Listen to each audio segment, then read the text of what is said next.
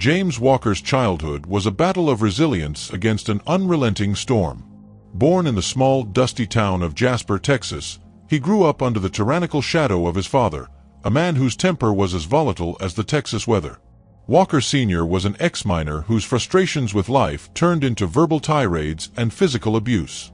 James' mother, Evelyn, was his refuge, a kind-hearted woman who tried to shield her children but lacked the strength to confront her husband fully.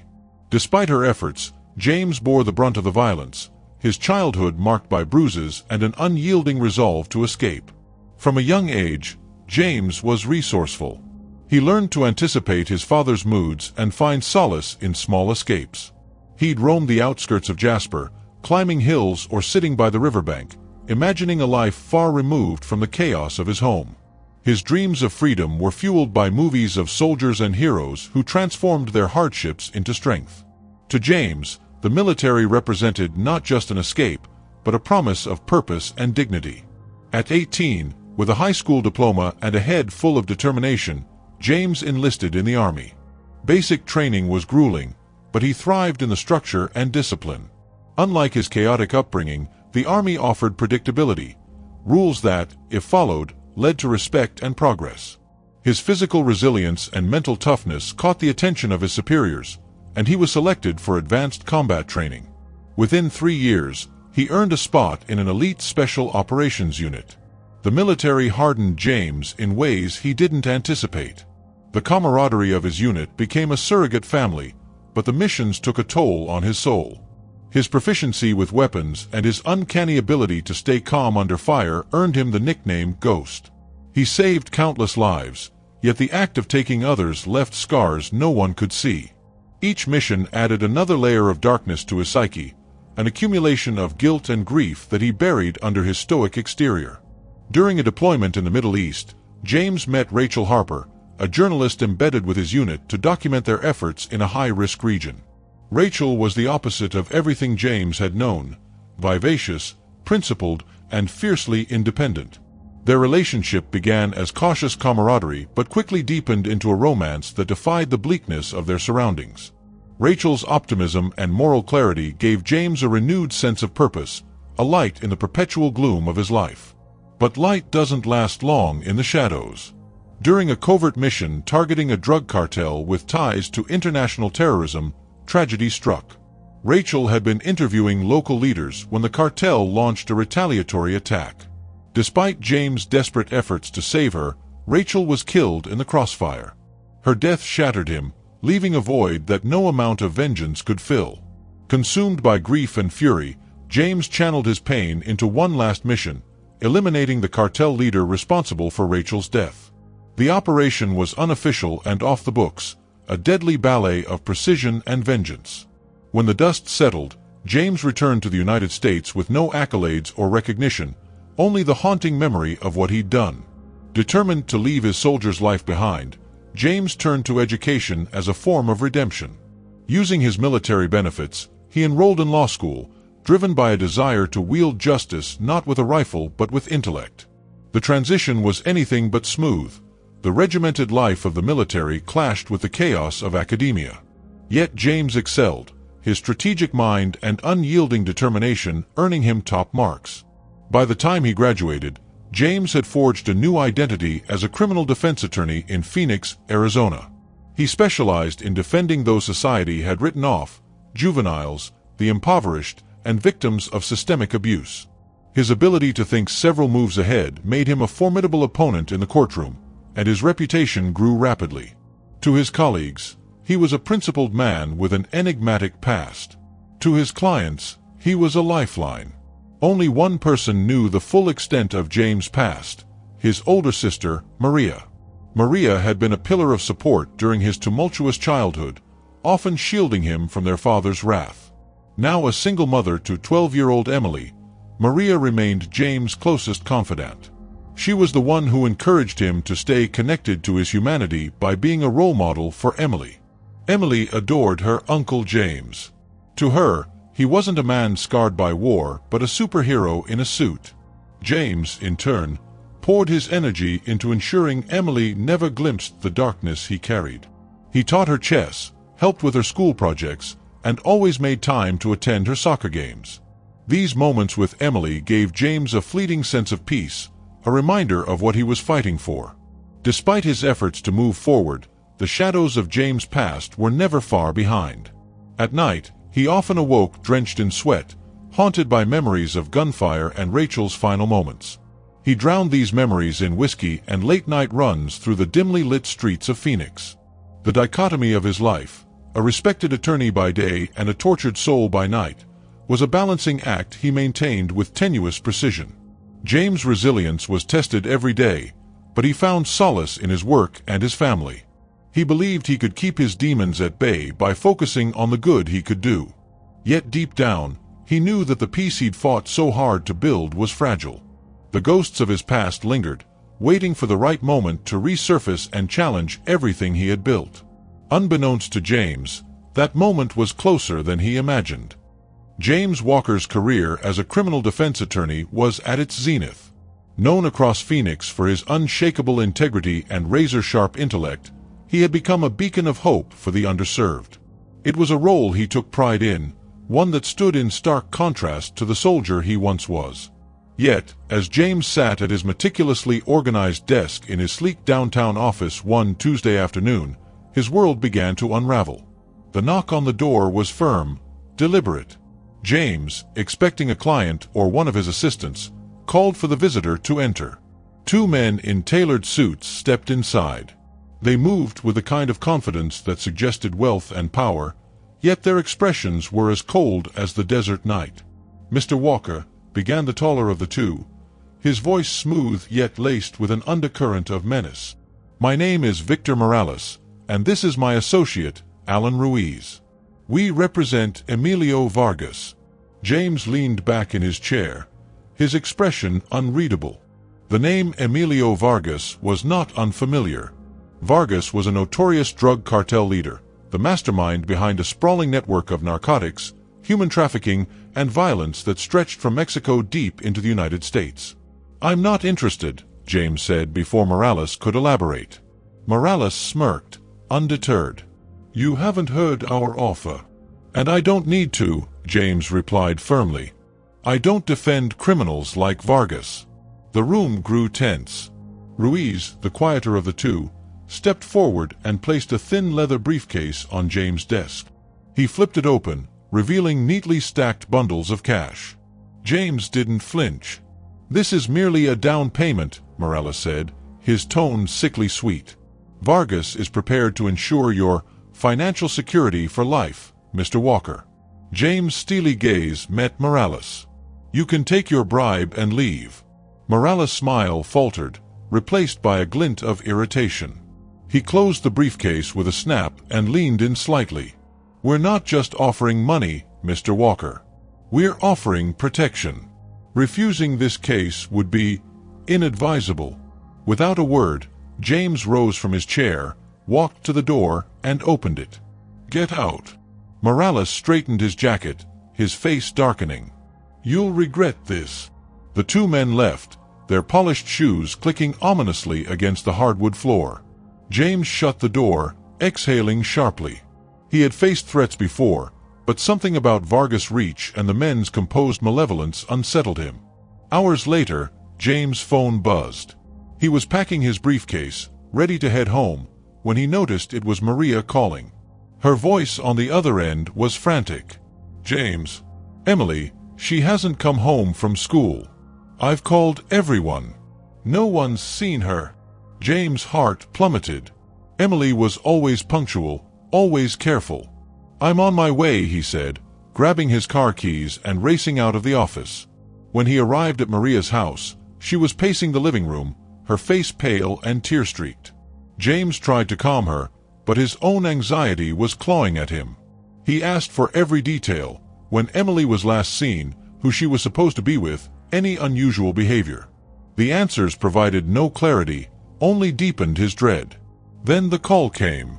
A voice distorted by a modulator spoke, the tone chillingly indifferent.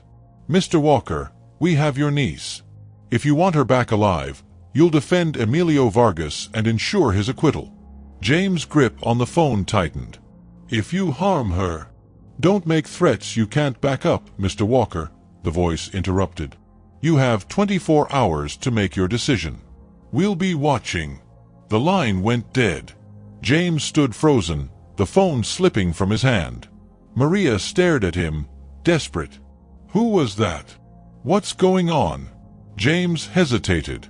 He had always shielded Maria from his past, from the violence and danger that had shaped him. But now, the walls he had built were crumbling. He told her everything, the cartel's involvement, their demand, and Emily's abduction. Maria's reaction was a mix of horror and disbelief. "James, you have to call the police." "No," James said firmly. "The cartel's embedded everywhere. If they suspect I've involved the authorities, they'll kill her." Maria collapsed onto the couch, her hands trembling. "Then what do we do?" James didn't answer. His mind was already racing, assessing options, devising strategies. The soldier within him, long suppressed, was awakening. That night, James made 2 phone calls. The first was to a contact from his military days, a retired intelligence officer named Carter, who still had connections in the shadowy world of covert operations. The second was to Sarah Martinez, a private investigator he had worked with on a pro bono case years earlier. Sarah was relentless, resourceful, and had her own vendetta against Vargas Cartel, which had destroyed her family. When Sarah arrived at James' house, her first words were, "This is suicide." "I don't have a choice," James replied. Sarah studied him, her sharp eyes assessing. "You'll need more than just guts and courtroom theatrics. Do you still have your old skills?" James' jaw tightened. "They're rusty, but they'll do." Sarah sighed. "I'm in. But we do this my way." The two spent the night piecing together a plan.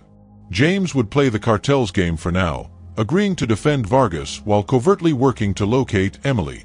Sarah would tap into her network of informants and surveillance tools to trace the cartel's movements. It was a precarious tightrope act, with Emily's life hanging in the balance. The next morning, James met with Vargas in jail, his stomach churning as he shook the man's hand. Vargas was as charismatic as he was ruthless, a predator cloaked in charm. "I knew you'd see reason, Mr. Walker," he said with a toothy grin. James forced a tight smile. "I'm here to do my job." As James returned to his office, he noticed 2 men sitting in a black SUV parked across the street.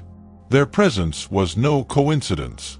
The cartel was watching his every move, ensuring his compliance. The pressure was suffocating, but James drew strength from his purpose. In the days that followed, James juggled his dual roles, lawyer by day, vigilante by night. He scoured Vargas case files, looking for clues about the cartel's operations, while Sarah worked the streets, interrogating anyone with ties to the organization. Every step forward felt like wading through quicksand, but neither of them wavered.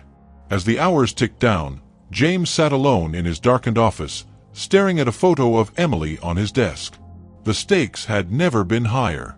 He wasn't just fighting for her life, he was fighting for the redemption he had spent years building. Failure was not an option. James Walker's double life was a perilous balancing act, and the stakes had never been higher. By day, he navigated the treacherous corridors of the courtroom, crafting a defense for Emilio Vargas, the cartel leader he despised. By night, he plunged into the shadows, chasing leads on his kidnapped niece Emily. With each passing hour, the urgency gnawed at him like a relentless predator. Inside the courtroom, Vargas exuded confidence, his polished demeanor a facade for his monstrous crimes. James maintained his own facade, presenting a composed, cooperative image as Vargas' attorney. However, every piece of evidence he reviewed, every witness he cross-examined, became ammunition for his true mission, dismantling the cartel from within. Outside of court, Sarah Martinez worked tirelessly in the field. She had spent years building a web of informants, and now she pulled every string. Her investigations uncovered fragments of the cartel's infrastructure, safe houses, logistics hubs, and connections to corrupt officials. It wasn't enough to pinpoint Emily's location, but it gave them a trail to follow. Late one night, James and Sarah convened in his basement, which had been converted into a makeshift operations center. The room was dimly lit, its walls plastered with maps, photographs, and notes connected by red string. In the center of the table lay a dossier Sarah had compiled, its pages stained with coffee and desperation. "I found something," Sarah said, tapping a grainy photograph of a nondescript ranch surrounded by desert. "This is one of Vargas' safe houses near the Arizona-Mexico border. My source says it's heavily guarded, and they've seen children there." James' stomach clenched. "It's a lead. What's the plan?" "We surveil it first," Sarah replied, her tone firm. "If Emily's there, we can't rush in blindly. Vargas' men will kill her the second they sense trouble." James nodded, though his patience was wearing thin. Every minute Emily spent in the cartel's clutches was a minute too long. The next day, James sat across from Vargas in the visitation room of the county jail. Vargas leaned back in his chair, his eyes gleaming with arrogance. "You're doing well, Mr. Walker. Keep this up, and we'll both get what we want." James forced a thin smile, masking his revulsion. "The prosecution's case is weak. They're relying on circumstantial evidence and hearsay. We can work with that." Vargas chuckled. "Good. Because if you fail," his smile vanished, replaced by a cold, steely gaze. "I don't think I need to spell it out for you." James met Vargas' stare, his pulse steady despite the threat. "I don't fail." That night, James and Sarah drove to the ranch. They parked a mile away and hiked under the cover of darkness, their movements silent and deliberate. Through binoculars, they observed the property, armed guards patrolling the perimeter, floodlights sweeping the barren landscape, and a handful of buildings clustered together. "This place is a fortress," James muttered. "It's also sloppy," Sarah countered. She pointed to a blind spot in the patrols, where the terrain provided natural cover. "We can get closer, but we'll need to be quick." As they moved closer, James' military training took over. Every step was calculated, every noise minimized. They reached the outer fence, crouching low behind a pile of discarded tires. From their new vantage point, they could see inside one of the buildings, a dimly lit room filled with children. James' heart raced when he spotted Emily among them, sitting against a wall with her knees pulled to her chest. "There she is," James whispered, his voice taut with emotion. "We need to move now." "No," Sarah hissed. "We're outnumbered. If we go in guns blazing, they'll kill her." James clenched his fists, the conflict between his instincts and his reason tearing at him. "Then what do we do?" "We wait," Sarah said. "We gather intel, figure out their schedule, and come back prepared." Reluctantly, James agreed. They retreated as quietly as they had come, each step away from Emily feeling like a betrayal. Back at their hideout, they pored over the details of the ranch, planning their next move. Sarah contacted a trusted arms dealer to acquire the equipment they would need for a covert rescue operation, while James studied the patrol patterns they had observed. As they prepared, another complication arose. James discovered that someone within the legal system was leaking information to Vargas. His suspicions fell on Ryan Coleman, an FBI agent assigned to Vargas' case. Coleman had been unusually evasive during their interactions, and certain details of James' strategy had reached the cartel before he could act. Confronting Coleman was risky, but James had no choice. He arranged a meeting at a coffee shop under the guise of discussing the case. Coleman arrived, his demeanor casual but his eyes sharp. "You've been busy," James began, his tone carefully neutral. "I've noticed leaks in the case. Care to explain?" Coleman raised an eyebrow, feigning innocence. "Leaks? That's news to me." James leaned forward, his voice low and deadly. "I know you're working with Vargas. If you think I won't expose you, you're dead wrong." Coleman's mask of indifference slipped for a moment, replaced by a flicker of fear. Then he recovered, smirking. "You're playing a dangerous game, Walker. Watch your back." The warning only strengthened James' resolve. He returned to Sarah with the revelation, and they adjusted their plans accordingly, knowing the cartel had allies within law enforcement. The night of the rescue arrived. James and Sarah approached the ranch under the cover of a new moon, armed with silenced weapons, smoke grenades, and a map of the property. They neutralized the perimeter guards swiftly and silently, moving like shadows.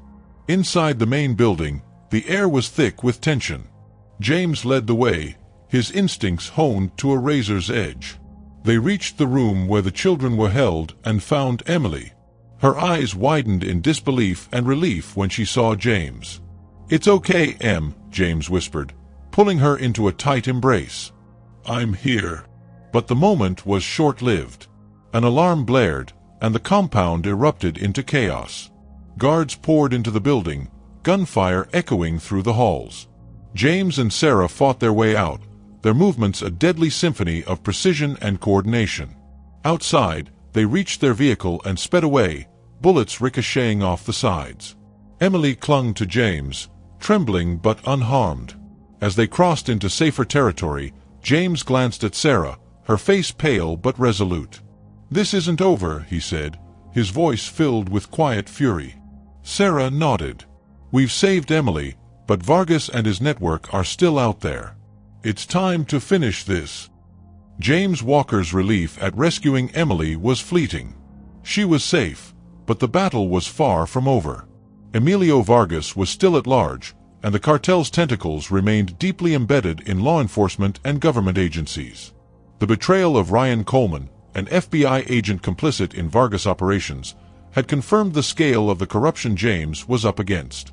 If Vargas wasn't stopped, it was only a matter of time before Emily and his entire family became targets again.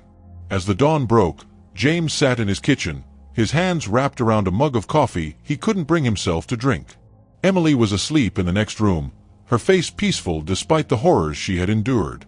Across the table sat Sarah Martinez, her arm bandaged from the firefight but her sharp gaze unwavering. "What's the next move?" Sarah asked, breaking the heavy silence. "We go after Coleman," James replied. His voice was steady, but his eyes burned with a mixture of anger and determination. "If we expose him, we can cut off one of Vargas' lifelines." Sarah frowned. "That won't be easy. He's protected, and if we make a wrong move, he'll bury us." James set his mug down. "Then we don't make mistakes." Later that morning, James used an old contact from his military days, Carter, to discreetly gather information on Coleman. Carter, who operated in the murky world of private intelligence, delivered a trove of incriminating evidence within 48 hours. The files revealed Coleman's dealings with the cartel, including payments funneled through offshore accounts and his role in sabotaging investigations into Vargas.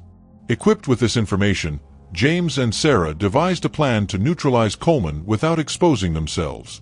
They would lure him to a remote location under the pretense of a cartel-related meeting, confront him, and extract every detail they could about Vargas operations. The meeting was set for a desolate warehouse on the outskirts of Phoenix, an area notorious for its abandoned industrial sites. James and Sarah arrived early, positioning themselves strategically. James carried a recording device to capture the confrontation, while Sarah kept a sniper rifle trained on the entrance from a nearby rooftop. Coleman arrived, his polished black sedan kicking up dust as it pulled into the lot. He stepped out, his usual smug confidence tinged with unease. James emerged from the shadows, his posture calm but his presence menacing. "What is this, Walker?" Coleman demanded, glancing around warily. "This is the end of your double life," James said coldly, stepping closer. He held up a folder containing Carter's evidence. "We know everything." Coleman's expression darkened, but he quickly composed himself. "You don't know who you're dealing with. Vargas isn't just a cartel boss. He's a kingmaker. Taking me down won't change that." James' jaw tightened. "But it's a start. You're going to tell us everything. Safe houses, routes, allies in law enforcement. Or I'll take this to the media and destroy you." Coleman laughed bitterly. "You think I'm scared of losing my career? Vargas will kill me before any of that happens." "Then you'd better hope we get to him first," James countered. The standoff lasted several tense minutes before Coleman finally caved. He revealed critical information about Vargas operations, including the location of a heavily guarded compound near the border where Vargas was believed to be hiding. Satisfied, James stepped back, allowing Coleman to leave. As the agent drove away, Sarah's voice crackled through James' earpiece. Think he'll stay quiet? He doesn't have a choice, James replied grimly. Vargas will cut him loose the moment he becomes a liability. Armed with Coleman's intel, James and Sarah began planning their final assault on Vargas. The compound, located deep in the desert, was a fortress equipped with surveillance systems, armed guards, and escape tunnels. Taking it down would require precision and audacity. Carter provided additional support, including blueprints of the compound and tactical gear. James also reached out to a small group of trusted allies from his military days, men who owed him their lives and were willing to risk everything for a just cause. They agreed to assist, understanding the high stakes. The night of the operation was moonless, the desert cloaked in shadows. James and his team approached the compound in silence, using the terrain for cover. Sarah coordinated from a makeshift command center, monitoring the cartel's communications and guiding the team through blind spots in the patrols. As they breached the perimeter, the air was thick with tension. The guards were alert, but James' team moved like phantoms, neutralizing threats with ruthless efficiency. They advanced through the compound, their progress marked by the muffled sounds of gunfire and the occasional thud of a body hitting the ground. Inside the main building, James confronted Vargas himself. The cartel leader was seated at a desk, his expression calm despite the chaos outside. "I underestimated you, Walker," Vargas said, rising slowly. "I thought you were just another lawyer playing hero." James leveled his weapon at Vargas. "This ends here." Vargas chuckled. "Does it? Kill me, and someone worse will take my place. That's how this world works." James hesitated, his finger hovering over the trigger. Vargas was right in one sense. Eliminating him wouldn't dismantle the cartel overnight. But it was a start, a blow to the structure of fear and corruption Vargas had built. Before James could act, Vargas lunged, pulling a concealed weapon from his desk. The two men grappled, their fight spilling across the room in a brutal exchange of blows. James' training gave him the upper hand, and he disarmed Vargas, pinning him to the floor. "Not today," James said, restraining Vargas with zip ties. The operation concluded with Vargas captured and his compound secured. The team exfiltrated, leaving the cartel's infrastructure in disarray. Vargas was handed over to federal authorities, and James ensured the evidence gathered during the raid was delivered directly to trusted officials, bypassing corrupt intermediaries. As dawn broke over the desert, James stood beside Sarah, watching the horizon shift from darkness to light. "It's over," Sarah said, though her tone was cautious. "For now," James replied. He knew the fight against the cartel would continue, but for the first time in years, he felt a glimmer of hope. Emily was safe, Vargas was in custody, and James had reclaimed a piece of himself he thought was lost forever. Yet, deep down, he knew the battle had left scars that would never fully heal. Emily Walker was finally home, her laughter beginning to fill Maria's house once more, though shadows of her ordeal lingered. James Walker stood in the backyard one evening, gazing at the setting sun as Maria approached. Her face bore a mix of gratitude and concern, her voice soft as she said, "Thank you, James. You brought her back." James turned to his sister, his eyes weary but resolute. "She's safe, Maria. That's all that matters." But as much as he wanted to believe it, James knew the fight wasn't over. Emilio Vargas was in custody, but the cartel's vast network remained a looming threat. Even with his compound dismantled and many of his men neutralized, Vargas' influence had seeped into every level of law enforcement and politics. If James thought the legal system would neatly tie this case up, he was mistaken. 2 weeks after Vargas' capture, James found himself at the courthouse, testifying against the cartel leader. The trial was a media spectacle, with crowds protesting outside and reporters jostling for a glimpse of the infamous criminal and his determined former lawyer turned adversary. James had handed over damning evidence to federal prosecutors, but he knew Vargas wasn't one to go quietly. In the courtroom, Vargas sat at the defense table, flanked by his high-priced attorneys.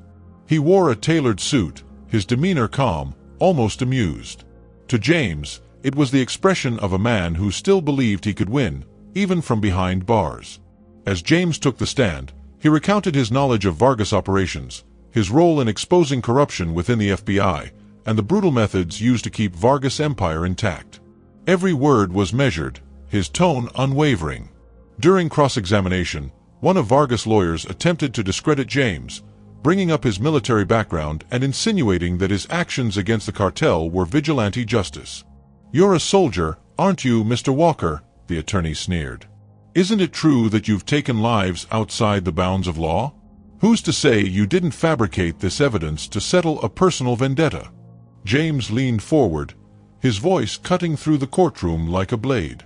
"I did what I had to do to protect my family and dismantle a criminal network that preys on innocent lives. The evidence speaks for itself." The lawyer faltered, and the judge intervened, ordering the questioning to remain relevant to the case. James stepped down from the stand with his integrity intact, though the experience left him drained. Outside the courthouse, Sarah was waiting. She had been his steadfast ally throughout the ordeal, and her presence was a steadying force. "You handled that well," she said, handing him a bottle of water. "Thanks," James replied, taking a sip. "But Vargas isn't done. I can see it in his eyes. He's planning something." Sarah nodded. "You're not wrong. My sources say the cartel's scrambling to reorganize. And Vargas still has allies willing to move heaven and earth to get him out." Later that night, James received an encrypted email from Carter. The subject line read, "Urgent, internal threats." Opening it, James found a detailed report implicating several high-ranking officials who were on Vargas' payroll. The list included judges, federal agents, and even a state senator. The report also revealed that Vargas had orchestrated an escape plan involving a prison transfer scheduled for the following week. The revelation sent a surge of adrenaline through James. If Vargas escaped, all their efforts would be for nothing, and his revenge against James would be swift and merciless. He immediately contacted Sarah, who arrived at his house within the hour. "This is it," James said, showing her the report. "If we don't stop this transfer, Vargas walks free." Sarah scanned the document, her expression grim. "Stopping it won't be easy. We're talking about corrupt officials with a lot to lose if Vargas talks. They'll fight to protect him." "We don't need to stop it quietly," James said, his voice steely. "We just need to expose it." The plan they devised was both bold and dangerous. James would leak the details of the transfer to trusted media outlets, ensuring the operation was under public scrutiny. Meanwhile, Sarah and her network would monitor the transfer in real time, ready to intercept if necessary. On the day of the transfer, the courthouse buzzed with tension. Reporters swarmed the streets, cameras capturing every movement of the armored convoy assigned to transport Vargas. James watched from a safe distance, his heart pounding as events unfolded. The convoy departed under heavy security, but Sarah's team tracked an unusual detour that led to a secluded airstrip. James and Sarah raced to the location, their car skidding to a halt just as the convoy arrived. What followed was a chaotic standoff. Corrupt guards attempted to smuggle Vargas onto a waiting private jet, but Sarah's team moved in, armed with evidence and video feeds streaming live to major news outlets. The world watched as Vargas' escape plan unraveled in real time, his allies exposed and arrested on the spot. The operation was a success, but it came at a cost. During the confrontation, Sarah was injured, a bullet grazing her shoulder. As she lay in the hospital later that night, James sat by her bed, his face etched with guilt. "This shouldn't have happened," he said quietly. Sarah smirked, wincing as she adjusted her position. "It's a flesh wound. Besides, we did it. Vargas is done." James nodded, though his relief was tempered by the knowledge that the cartel's fight wasn't over. Vargas might be behind bars for good now, but dismantling his empire would take years. For James, the victory was bittersweet. He had achieved what he set out to do: save Emily, expose corruption, and bring Vargas to justice. But the journey had left him scarred, both physically and emotionally. As he left the hospital that night, he found himself standing under a sky filled with stars, the weight of his choices pressing down on him. In the weeks that followed, Vargas was sentenced to life in prison without parole, his network fractured and his power diminished. The media hailed James as a hero, a man who had risked everything to fight for justice. Yet, for James, The accolades felt hollow. His fight had never been about recognition. It was about redemption. Emily returned to her routine, her laughter a balm for James' weary soul. Maria began to smile again, her faith in her brother restored. And Sarah, though battered, remained a steadfast ally, proposing they start a new chapter together, a private investigative agency aimed at helping those trapped in the shadows of crime and corruption. At first, James hesitated. He had spent so much of his life fighting, he wasn't sure he had anything left to give. But as he looked at Emily's bright smile and thought of the countless lives Vargas Cartel had destroyed, he knew his journey wasn't over. "I'm in," he told Sarah one evening, shaking her hand with a determined grip. And so, James Walker prepared for a new battle, one fought not for revenge, but for the hope of a better future. Months had passed since Emilio Vargas was sentenced to life in a maximum security prison. The media circus had faded, the headlines replaced with new scandals and stories. For most, the saga of Vargas and his cartel had ended, but for James Walker, it marked the beginning of a new chapter. The shadows of his past no longer loomed as heavily, but the scars, both visible and unseen, remained. James had accepted Sarah Martinez's offer to start a private investigative agency. Together, they converted an old industrial building into their headquarters, its walls lined with case files, tactical equipment, and computer monitors. The agency quickly gained a reputation for tackling the kinds of cases no one else dared to touch. For James, it was a way to channel his skills toward a purpose that didn't compromise his values, a path to redemption that felt right. But even as life began to settle into a rhythm, James couldn't ignore the feeling that Vargas' reach hadn't been completely severed. It was a suspicion that grew with every subtle warning he received, from Carter's encrypted messages to Sarah's informants whispering about power struggles within the fractured cartel. One evening, James was at home, enjoying a rare moment of peace with Emily. She was teaching him how to play a new card game she had learned at school, her laughter filling the room. Maria watched from the kitchen, her smile tinged with relief that her daughter could laugh again after everything they'd endured. Then the phone rang. James answered, his voice casual at first. "Walker." The voice on the other end was cold and familiar. "Mr. Walker, it seems congratulations are in order. You've built quite a reputation for yourself." James' grip on the phone tightened. "Who is this?" "You know who I am," the caller replied. "Vargas may be gone, but his empire isn't dead. You disrupted a delicate balance, and now it's my turn to repay the favor." The line went dead.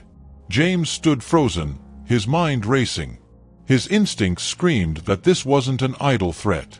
Whoever had taken over Vargas' operations wanted revenge, and they knew exactly where to strike. He didn't wait. Turning to Maria, he said, "Take Emily and go to Carter's safe house."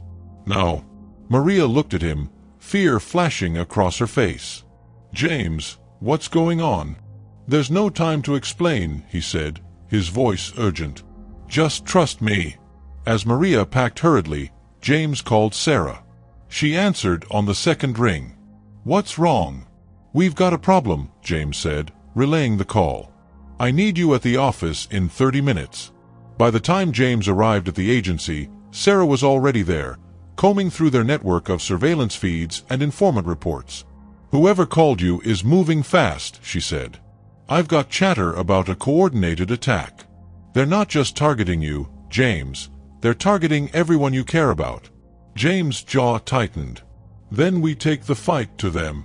Sarah raised an eyebrow. "And how do you plan to do that? We don't even know where they are." "We know enough," James replied, pulling up a map on one of the monitors. He highlighted a series of locations connected to the cartel's remaining operations: warehouses, smuggling routes, and safe houses. "We hit them hard and fast. Disrupt their operations. Force them to come to us." Sarah studied him for a moment, then nodded. "Fine. But we do this smart. No heroics." The next 48 hours were a whirlwind of calculated strikes. James and Sarah, along with a small team of trusted operatives, dismantled the cartel's remaining infrastructure piece by piece. They raided drug labs, intercepted shipments, and exposed corrupt officials still on the cartel's payroll. Every move was precise, every target chosen to cripple their enemy's ability to retaliate. But as their campaign progressed, James noticed a pattern. The cartel wasn't just reacting, they were anticipating his moves. It became clear that someone on the inside was feeding them information. James confronted Sarah, frustration evident in his voice. "We've got a mole," he said. "Someone's playing both sides." Sarah didn't flinch. "Then we flushed them out. Using a decoy operation as bait, they set a trap." The mole, a low-level operative posing as an ally, fell for it, revealing their allegiance to the cartel. The betrayal stung, but it also provided a breakthrough. The mole's communication logs led James and Sarah to a hidden compound in northern Mexico, the heart of the cartel's new leadership. This was it. The final showdown. James and Sarah assembled their team for the assault, each member aware of the stakes. The compound was heavily fortified, its perimeter bristling with armed guards and surveillance systems. But James' time in special operations had taught him that no fortress was impenetrable. Under the cover of darkness, the team moved in. The operation was a masterclass in precision and coordination. Guards were neutralized silently, and key infrastructure, power generators and communications towers, was disabled to sow confusion. Inside the compound, the air was thick with tension. James led the charge, his every move guided by years of training. Room by room, they cleared the building, dismantling the cartel's command center. In the main hall, James finally came face to face with the man behind the threats, a former lieutenant of Vargas named Marco Diaz. Unlike Vargas, who masked his ruthlessness with charisma, Diaz was all brutality. "So, the ghost finally appears," Diaz sneered, his voice dripping with contempt. "This ends here," James said, leveling his weapon. Diaz smirked, stepping closer. "You think you've won? Even if you kill me, someone else will take my place. You can't stop us." James didn't flinch. "I'm not here to stop the cartel. I'm here to stop you." The fight that followed was brutal and unrelenting. Diaz was larger and stronger, but James was faster and more disciplined. The room became a battlefield of fists, knives, and sheer willpower. Finally, with a well-timed move, James disarmed Diaz and subdued him, leaving him bloodied but alive. "It's over," James said, breathing heavily as he restrained Diaz. The operation ended with Diaz and his men in custody, their compound dismantled. The cartel was crippled, its leadership shattered. As James and Sarah emerged into the dawn, the first rays of sunlight casting long shadows over the desert, they shared a moment of quiet victory.